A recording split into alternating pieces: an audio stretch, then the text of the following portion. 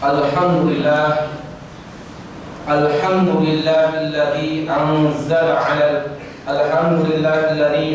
ala 'abdihi al-kitab wa lam yaj'al lahu iwaja.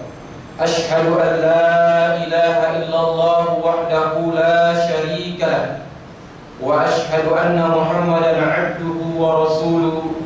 Allahumma shalli ala Muhammad wa ala alihi wa ashabihi ajma'in, amma ba'd. Usi binafsi wa iyyakum bittaqwallah wa ta'atihi la'allakum tuflihun. Wa qala Allah ta'ala fil kitabil karim, a'udzu billahi minasy syaithanir rajim. Ya ayyuhalladzina amanu taqullaha haqqa tuqatih wa la tamutunna illa wa antum muslimun.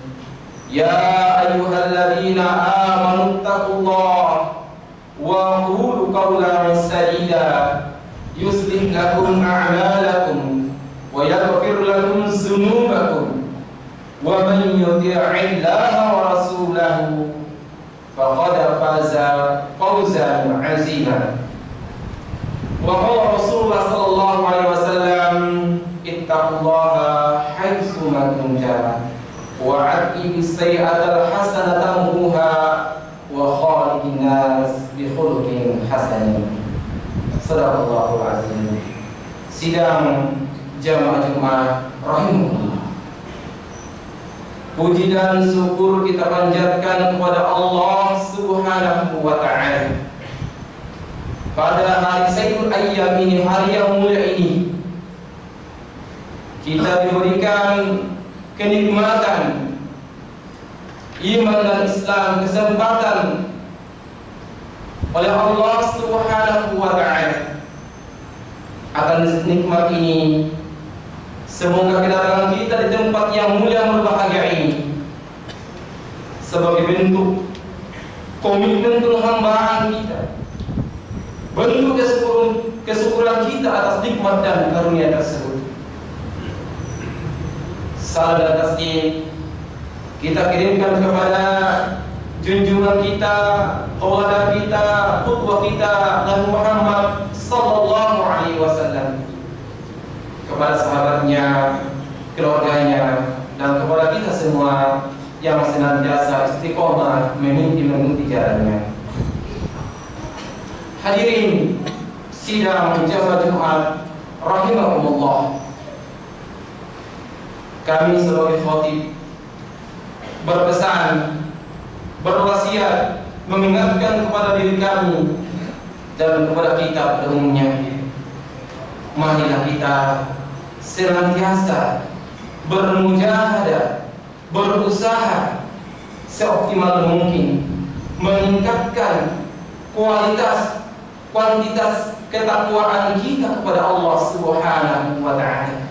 Fatazawwadu fa inna khairaz zadi taqwa, karena sesungguhnya bekal ketakwaan yang kita jadikan bekal dalam memenuhi hidup dan kehidupan ini akan mengantarkan kepada kita kesuksesan dunia dan akhirat. Dan tanda kesuksesan di akhirat nanti adalah jika Allah Subhanahu wa ta'ala menjauhkan kita dari siksa api neraka dan memasukkan kepada kita Jannatul Na'im.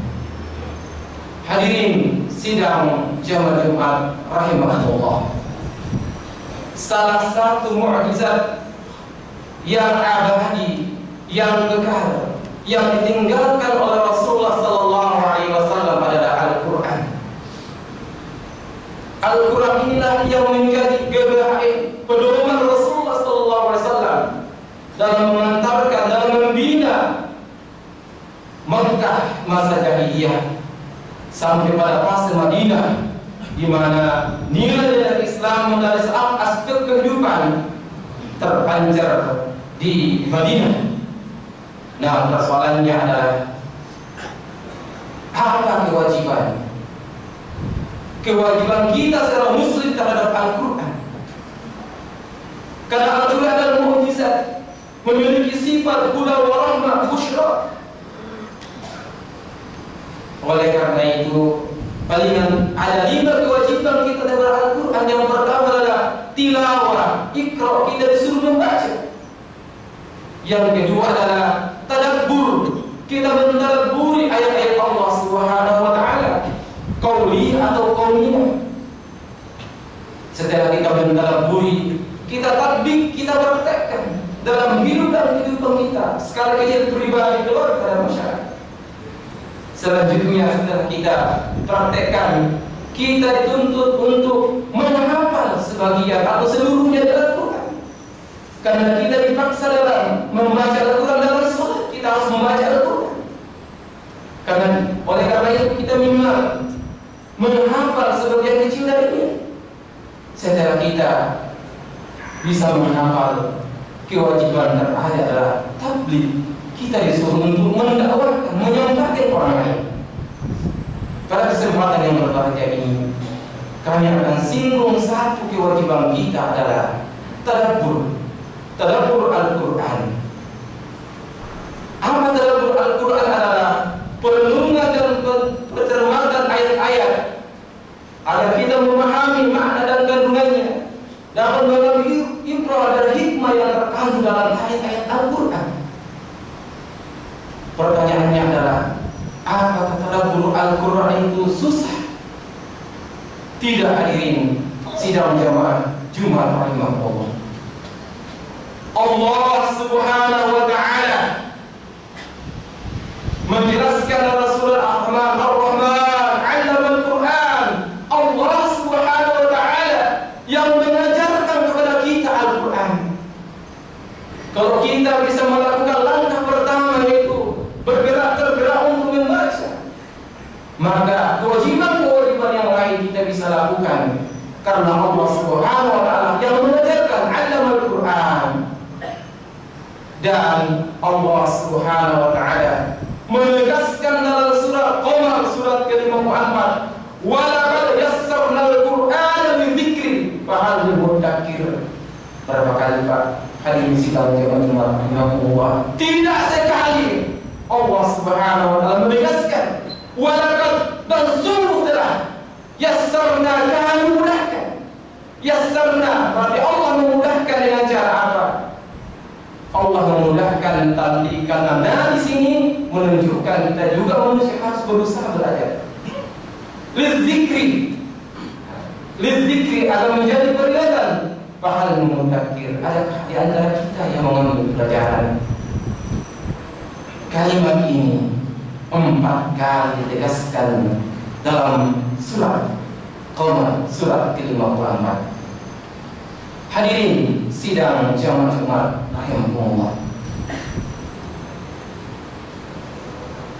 Tapi apa yang menjadi penghalang kita, penghambat bagi kita untuk melakukan perenungan ayat-ayat kauniyah dan qauliyah?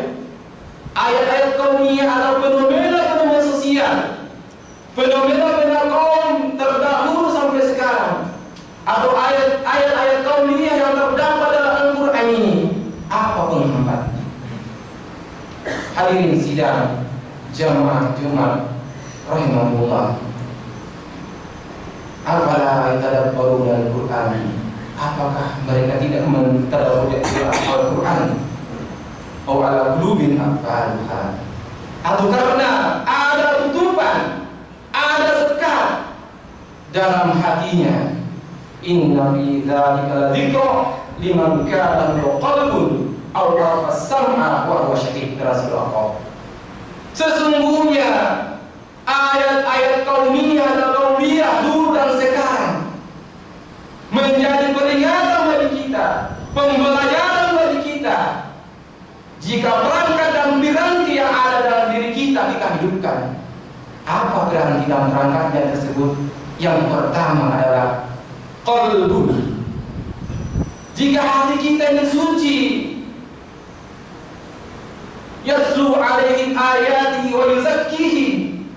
Jika dengan ayat ini kita bersihkan, sehingga unsur-unsur ruh Allah Subhanahu wa taala, nur ala nur, dalam hati kita bersih, fenomena-fenomena dulu dan sekarang mudah dan gampang kita mencerna.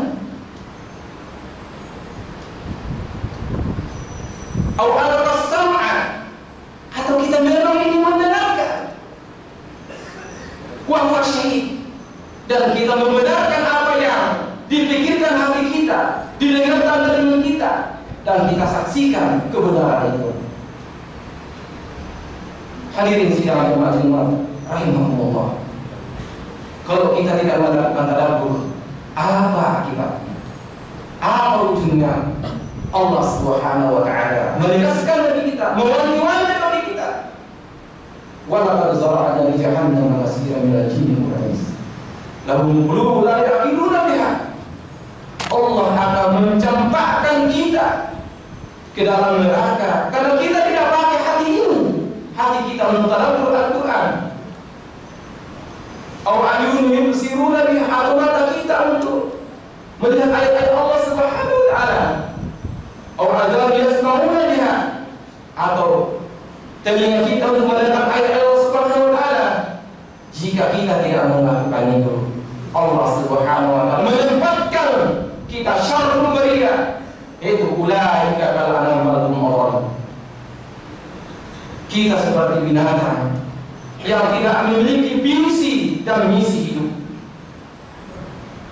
tidak memiliki visi misi dan tujuan hidup, yaitu sebagai Abdullah hamba Allah Subhanahu wa ta'ala dan sebagai khalifah. Hadirin sidang jemaah rahimahullah, khatib tertarik mengajak kepada kita mentadabburi ayat-ayat Allah Subhanahu wa ta'ala dalam surah Qamar, di mana Allah Subhanahu wa ta'ala mengatakan, wa laqad yassarna al-Qur'ana lidzikri fahal min mudzakir. Ketika kaum musyrikin Quraisy mendustakan Rasulullah sallallahu alaihi wasallam, datang kepada Rasulullah, ya Rasulullah, buktikan jika engkau adalah nabi. Karena kalau Al-Qur'an saja Rasulullah katakan majnun, gila. Maka datang kepada mereka, ya Rasulullah, belahlah bulan itu. Ketika bulan sudah terbelah, dengan kasat mata mereka melihat, maka apa kata mereka? Wa yaqulu sihir mustamir. Ya Rasulullah, ini dulu dan sekarang pekerjaannya adalah sihir dulu. Wa kadzabu ahwa'ahum. Sekali lagi mereka mendustakan dan mengikuti hawa nafsu. Oleh karena itu Allah menjelaskan, wa laqad ja'ahum min anba'i ma fihi mustajab. Dan kan juga cerita-cerita pada nabi-nabi sebelumnya, hikmatul baligha kama kuntum nuzur. Di dalam kitab-kitab atau kisah-kisah nabi-nabi terdahulu ada hikmah tapi tidak berguna bagi orang yang tidak tadabbur Al-Qur'an.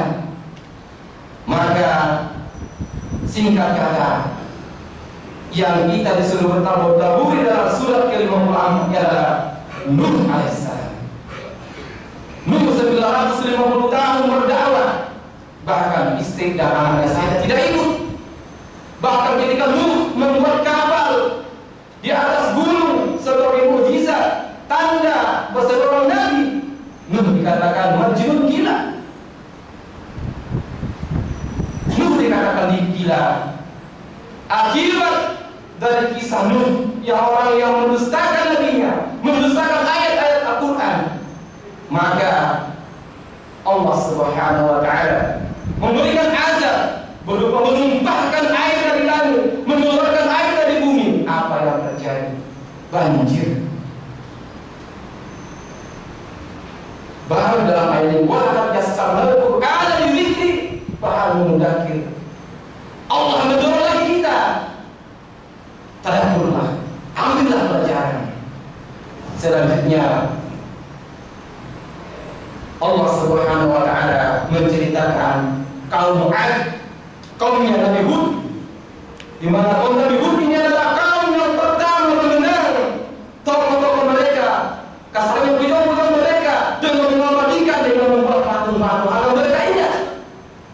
Tapi ujung-ujungnya patung yang mereka buat mereka sembah dan Hud melarang mereka.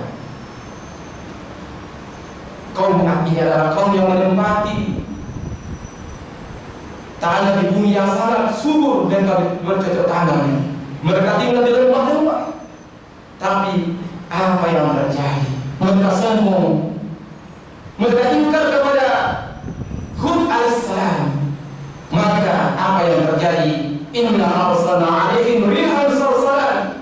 Allah Subhanahu wa taala mengirimkan azab berupa angin yang mengandung udara yang sangat dingin dan udara juga sekaligus udara sangat panas karena 8 hari 7 malam, dan digambarkan mereka seakan-akan seperti pohon kurma yang tumbang dengan akarnya yang kering. Demikian juga kemudian Allah mengatakan wa yassarna al-Qur'ana lidzikri fahal mudakkir. Adakah kita mempelajari Al-Quran ini menjadi peringatan dan mempelajari kisah-kisah? Kemudian Allah Subhanahu wa taala menceritakan kaum Samud, kaumnya Nabi Saleh, yang menolak kenabian Saleh dan memberikan mukjizat kepada Nabi Saleh dengan adanya unta betina. Unta ini memberikan minuman dengan susunya, di mana kaumnya pada waktu itu adalah kaum Samud adalah kaum yang membuat rumah dari gunung-gunung batu. Tetapi apa yang terjadi? Saudara mengatakan jangan sakiti unta. Tapi apa mereka melakukan? Makar untuk membunuh unta tersebut. Dan apa yang terjadi? Allah Subhanahu wa taala mengirimkan inna arsalna alaihim sayhatan wahidah. Sayhatan wahidah, suara gemuruh, guntur gila yang menghancurkan rumah mereka, yang meluluhkankan mereka.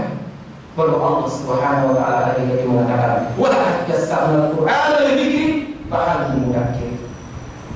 Selanjutnya kisah Nabi Lut alaihissalam.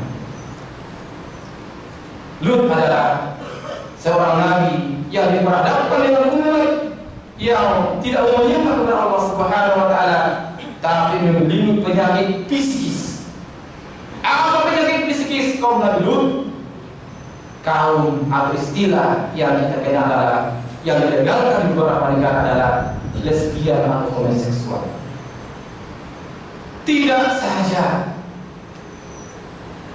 sehingga Allah Subhanahu wa taala mengirimkan 3 tamu Lut yang sesungguhnya adalah malaikat. Di mana singkat ceritanya bahwasanya ketika Lut berbicara dengan 3 tamunya ini, istrinya berlebing. Kemudian ia menginformasikan kepada penduduk pada waktu itu, mereka berdatangan. Mereka menyuruh rumah Lut agar menyerahkan tamunya. Lut mengatakan, wahai kaum, bukankah aku memiliki anak perempuan yang sesuai dengan fitrah kalian? Mengapa kalian meminta laki-laki? Apa yang terjadi? Karena misalkan kaumnya Allah Subhanahu wa taala memberikan azab kepada mereka kaum homoseksual ini dengan apa? Buta mata mereka.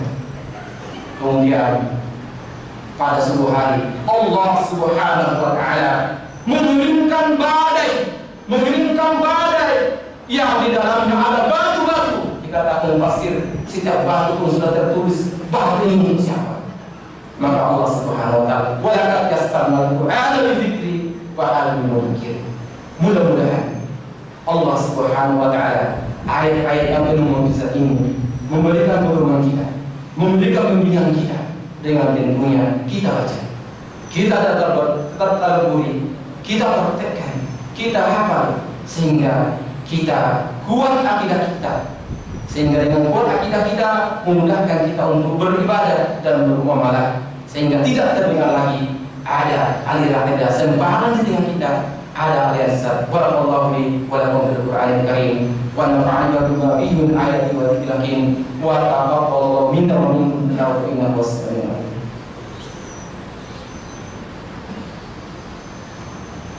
Alhamdulillahilladzi khalaqal mauta wal hayata liyabluwakum ayyukum ahsanu amala wa huwal azizul ghafur. Asyhadu an la ilaha illallah wahdahu la syarika lah وأشهد أن محمدا عبده ورسوله إن الله وملائكته يصلون على النبي يا أيها الذين آمنوا صلوا عليه وسلموا تسليما اللهم اغفر للمسلمين والمسلمات والمؤمنين والمؤمنات الأحياء منهم والأموات إنك قريب مجيب الدعوات وقاضي الحاجات ربنا لا تؤاخذنا إن نسينا أو أخطأنا ربنا لا تحمل علينا إصرا كما حملته على الذين من قبلنا ربنا ولا تحملنا ما لا طاقة لنا به واعف عنا واغفر لنا وارحمنا أنت مولانا انصرنا على القوم الكافرين رب اجعلنا من الصلاة ومن ذريات ربنا آتنا في الدنيا حسنة وفي الآخرة حسنة وقنا عذاب النار عباد الله إن الله يأمر بالعدل والإحسان وإيتاء ذي القربى وينهى عن الفحشاء والمنكر والبغي والتذكر حكيم الصلاة